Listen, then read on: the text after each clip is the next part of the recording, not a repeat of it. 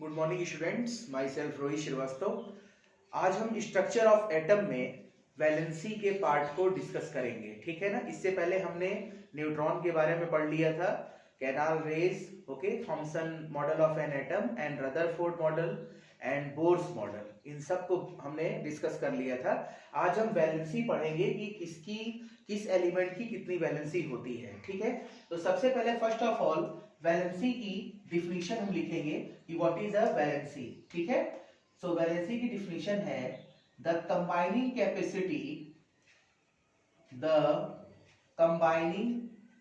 Capacity of an atom with atom of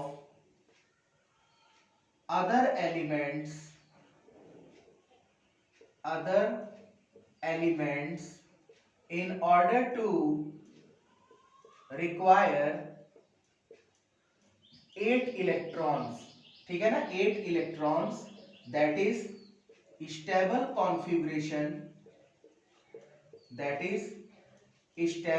configuration is called valency. ठीक है ना, is called valency. इसको कहा जाता है, मतलब वैलेंसी का मतलब कि 8 इलेक्ट्रॉन कंप्लीट करेंगे और ऑक्टेट को कंप्लीट करेंगे। ठीक है ना, एलिमेंट्स अपने ऑक्टेट को कंप्लीट करना चाहेंगे और स्टेबल कॉन्फ़िगरेशन को ऑक्यूपाई करना चाहेंगे। ठीक है। इसी में एक और डिफिनीशन हम लिखते हैं वैलेंस सेल की। ठीक है। तो हम क्या लिखेंगे कि द आउटर मोस्ट इलेक्ट्रॉन,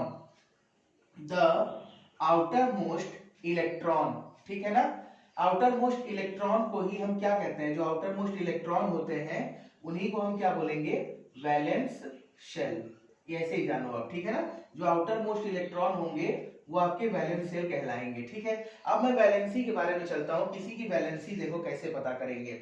ठीक है। जैसे मान लो कि हमारे पास कुछ एग्जांपल है, जैसे फर्स्ट ऑफ ऑल लिथियम का एटॉमिक नंबर कितना होता है, 3। और अगर हम इसको डिस्ट्रीब्यूट करेंगे K और L से, KLMN से, मतलब शेल को हम कैसे डिस्ट्रीब्यूट करते हैं ये हमेशा ध्यान रखना। इलेक्ट्रॉनों का डिस्ट्रीब्यूशन शेल के टर्म पर K, L, M और N के बेस पर करते हैं और सबसेल में SPDF से करते हैं। ठीक है ना, SPDF से। तो ये याद रखना, KLMN से अगर हम इसको करते हैं तो ये हमारा कितना होगा, 2 और 1। लास्ट के सेल में कितना जा रहा है, 1। बस ये याद रखना कि जो लास्ट का आउटर मोस्ट ऑर्बिट है, जो लास्ट का आउटर मोस्ट सेल है, या उसके लास्ट के आउटर मोस्ट सेल में अगर फोर्स या 4 से कम है तो उसको आप 8 से माइनस नहीं करोगे। किसने, 8 से माइनस नहीं करना है। बस ये याद रखना, ये ट्रिक है।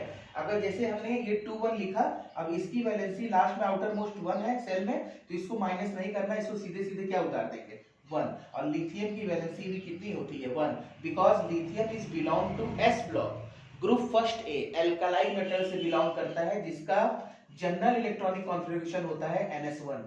तो लास्ट में कितने इलेक्ट्रॉन आने चाहिए, 1, और 1 भी है भी लिथियम की वैलेंसी। ठीक है। उसी तरह से मैग्नीशियम कितना होता है, 12। तो इसका कितना हो जाएगा, 282। यहां भी आप देख रहे हो 4 या 4 से कम है, तो इसको भी आप 8 से माइनस नहीं करोगे, और यहां भी इसकी वैलेंसी कितनी हो जाएगी, 2, और मैग्नीशियम की वैलेंसी कितनी होती है, 2। ये बिल्कुल याद रखना। ठीक है। अगर उसी तरह से हम जाएं स्कैंडियम का कितना होता है, 21। ठीक है ना, स्कैंडियम की वैलेंसी जो D ब्लॉक से बिलोंग करता है, तो इसका कितना हो जाएगा, 1s2 2s2 2p6, या फिर ऐसे भी आप रख सकते हो, ये तो मैं सबसेल से कर रहा था, आप इस तरह से भी रख सकते हो 2 8 8। ठीक है ना, ये कितना हो गया, 18 कंप्लीट है, हमको 3 और चाहिए, तो लास्ट में कितना आ जाएगा, 3। ठीक है ना। अब ये भी देखो, ये भी 4 से कम है, तो स्कैंडियम की वैलेंसी कितनी आ जाएगी, 3, यानी 3 इसकी वैलेंसी होगी। बस ये याद रखना कि अगर 4 से ऊपर जाएगा लास्ट के आउटर मोस्ट सेल में नंबर, तो उसको आपको 8 से माइनस कर देना है। ये बिल्कुल याद रखना। जैसे क्लोरीन का 17 होता है, तो कितना हो गया, 287 जा रहा है ना 4 से ऊपर, तो इसको आप किससे माइनस करोगे, 8 माइनस 7 से, कितना आ जाएगा, 1। और क्लोरीन की वैलेंसी कितनी होती है, 1, क्योंकि क्लोरीन का 70 है ना, इसको चाहिए कितना, 1 ऑक्टेट कंप्लीट करने के लिए। लेकिन हमारे पीरियोडिक टेबल में कुछ ऐसे भी एलिमेंट है जिसके ऑक्टेट पहले से ही कंप्लीट है, या डुप्लेट से आपका हाइड्रोजन बनाता है। तो हीलियम के पास देखिए डुप्लेट है, यानी इनर्ट गैस इलेक्ट्रॉनिक कॉन्फ़िगरेशन की मैं बात कर रहा हूं। जैसे मैं ये कह रहा हूं कि इनर्ट गैस जो हमारे पीरियोडिक टेबल के अंदर है, जो हमारे ग्रुप 18 में प्रेजेंट होता है, ठीक है ना, ग्रुप 18 में, ग्रुप 18, ठीक है ना, जो इनर्ट गैस हमारा होता है, इनर्ट गैस, या इसको हम क्या बोलते हैं, नोबल गैस। जैसे कौन कौन से होते हैं, helium, neon, organ, krypton, xenon and radon. अब इन सब का जो है ना पहले से ऑक्टेट कंप्लीट है, जैसे दो, इसका 2 हो गया, 10 हो गया, 18 हो गया, 36, इसी तरह से 54, फिर 86, मतलब इसी तरह से चलता जाएगा।